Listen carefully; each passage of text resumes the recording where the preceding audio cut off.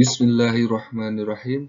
Assalamualaikum warahmatullahi wabarakatuh. Kembali lagi kita belajar mata pelajaran pendidikan agama Islam dan budi pekerti. Pelajaran ke-10 untuk kelas 6 SD Negeri 2 Tipar tentang senangnya meneladani para nabi dan Ashabul Kahfi. Bagaimana anak-anak kabar hari ini? Semoga tetap baik-baik saja dan tetap semangat.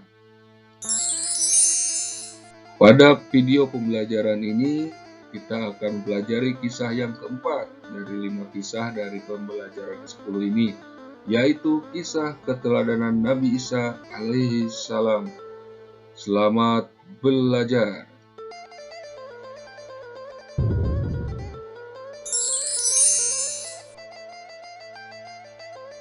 Ayo, mari kita bersama-sama baca kisah keteladanan Nabi Isa alaihissalam berikut ini. Nabi Isa alaihissalam diutus kepada Bani Israel untuk mengajarkan tentang keesaan Tuhan dan menyelamatkan mereka dari kesesatan. Nabi Isa alaihissalam merupakan salah satu dari Rasul Ulul Azmi. Nabi Isa alaihissalam dilahirkan pada tahun 622 sebelum Hijriah atau sebelum tahun Masehi. Dalam Al-Quran, Nabi Isa alaihissalam disebut Isa bin Maryam atau Isa al-Masih. Ia diangkat menjadi nabi pada tahun 29 Masehi dan ditugaskan berdakwah kepada Bani Israel di Palestina.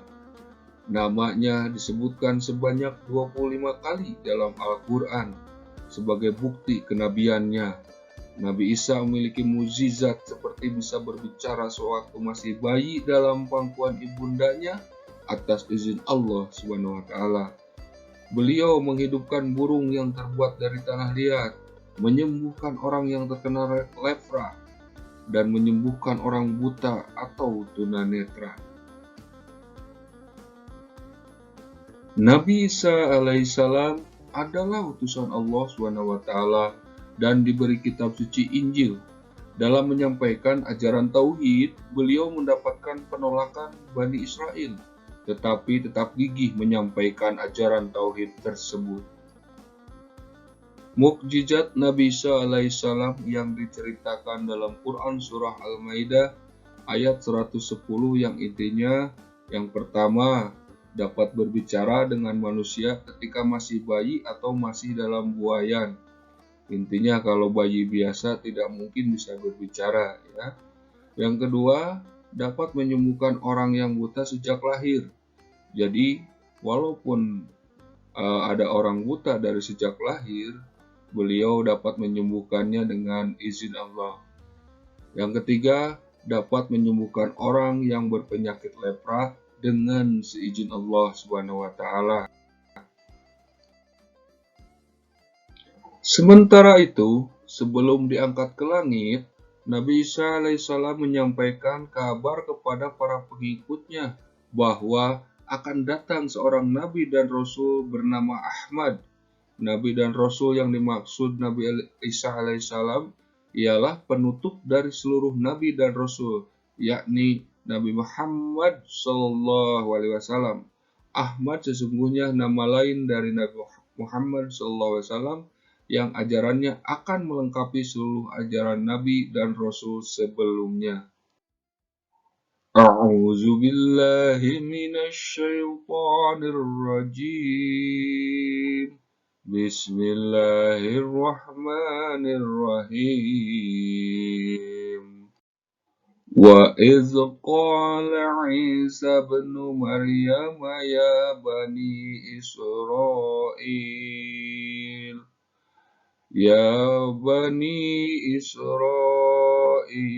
inni rasulullahi ilaikum musaddiqan lima baina yadayya minas Taurah minas Taurati wa mubasyiran bi rasuli ya'ti min ba'di ismuhu